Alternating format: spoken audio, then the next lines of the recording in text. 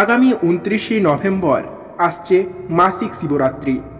এই শিবরাত্রির বিশেষ যোগে আপনি অবশ্যই এই একটা জিনিস মহাদেবকে নিবেদন করুন। এই একটা জিনিস যদি আপনি মহাদেবকে নিবেদন করতে পারেন, তাহলে আপনার জীবনে সব সময় সুখ, শান্তি এবং অর্থ আসবে প্রচুর। এছাড়াও মহাদেবের কৃপায় আপনার হাতে আসবে হু হু করে অনেক টাকা। হ্যাঁ বন্ধুরা, আজকের ভিডিওটি সম্পূর্ণটা দেখার অনুরোধ রইল, কারণ আজকের ভিডিওটা যদি আপনারা টেনে টেনে দেখতে থাকেন তাহলে কিছুই বুঝতে পারবেন না। তাই সম্পূর্ণটা ধৈর্য সহকারে দেখার অনুরোধ রইল। আর ভিডিও ভালো লাগলে অবশ্যই ভিডিওটিতে একটা লাইক করে, চ্যানেলে নতুন হলে চ্যানেলটিকে সাবস্ক্রাইব করে পাশে থাকতে ভুলবেন না, এটাই অনুরোধ। এবং কমেন্টে অবশ্যই হর হর মহাদেব লিখতে ভুলবেন না। তো চলুন শীঘ্রই জেনে নেওয়া যাক কোন জিনিসটি এই মাসিক শিবরাত্রির বিশেষ যোগে মহাদেবকে অর্পণ করলে আমাদের জীবন থেকে সর্বকালের জন্য দুঃখ, কষ্ট, অর্থ সংকট এইসব সব কিছুই মহাদেবের কৃপায় দূরে চলে যাবে এবং মহাদেবের আশীর্বাদে জীবনে আসবে সুখ, শান্তি এবং ধন সম্পত্তি এবং অগাধ টাকা।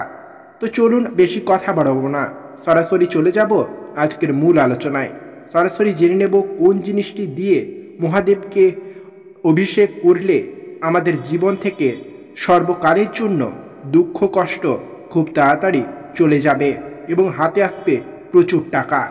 মাসিক শিবরাত্রি হিন্দু ধর্মের একটা গুরুত্বপূর্ণ উৎসব, যা প্রতি মাসের কৃষ্ণপক্ষের চতুর্দশ তিথিতে পালিত হয়।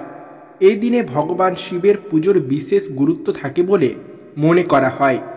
এটি শিব ও শক্তির মিলনের দিন। মাসিক শিবরাত্রির পূজা মধ্যরাতে করা হয়।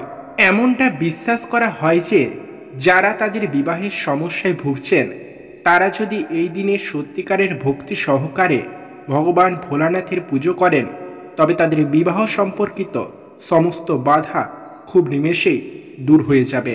মাসিক শিবরাত্রি ২৯শে নভেম্বর পড়েছে। এদিন মন্দিরে ভজন ও কীর্তন অনুষ্ঠিত হয়। রাতের বেলায় ভক্তরা ভগবান ভোলেনাথের পুজো করেন এবং ভোলেনাথের মাথায় জল ঢালেন। মার্গশীর্ষ মাসের কৃষ্ণপক্ষের চতুর্দশী ২৯শে নভেম্বর ২০২৪ সকাল ৮টা ৩৯ শুরু হবে এবং ৩০শে নভেম্বর পুজো সকাল ১০টা ২৯ শেষ হবে।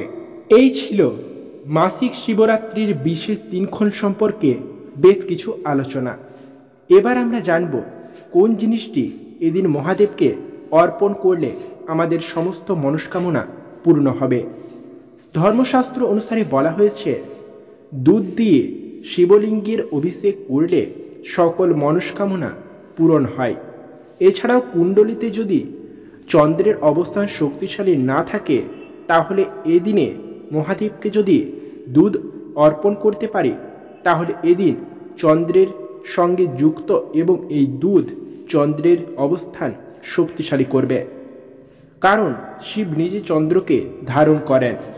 তাই এই দিন অবশ্যই শিবলিঙ্গে দুধ অর্পণ করুন বা দুধ দিয়ে মহাদেবকে অভিষেক করুন। দ্বিতীয় নম্বরে বলা হয়েছে, মার্গশীর্ষ মাসে শিবরাত্রিতে শিবলিঙ্গে অবশ্যই ঘি দিয়ে অভিষেক করা খুবই শুভ। এটি করলে ধনসম্পদ ও স্বাস্থ্য বৃদ্ধি পায়। সন্তানদের জন্য শিবরাত্রি উপবাস স্বামী স্ত্রী একসঙ্গে করুন এই দিনে এবং শিবকে ঘি নিবেদন অবশ্যই করুন, এতে খুব ভালো ফল পাওয়া যাবে। সর্বশেষে বলা হয়েছে, এদিন শিবলিঙ্গে অবশ্যই খাঁটি মধু অভিষেক করুন। এদিন মহাদেবকে যদি আপনি খাঁটি মধু দিয়ে অভিষেক করতে পারেন, এতে ভগবান বৃহস্পতির কৃপা খুব সহজেই পাওয়া যায় এবং এতে গ্রহের অশুভ দূর হয়ে যায়।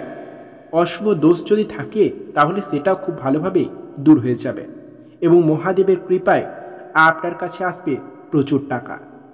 তো বন্ধুরা, এই ছিল কয়েকটা জিনিস যা মাসিক শিবরাত্রির দিন অবশ্যই অর্পণ করা উচিত মহাদেবকে। আশা করি আপনারা আজকের ভিডিওটিতে একটু হলেও উপকৃত হয়েছেন। আজকের ভিডিওটা এই পর্যন্তই। ফিরে আসছি আর একটা নতুন ভিডিওর সাথে। ততক্ষণের জন্য ভালো থাকবেন, সুস্থ থাকবেন, দেখতে থাকবেন আজকের কথা। নমস্কার।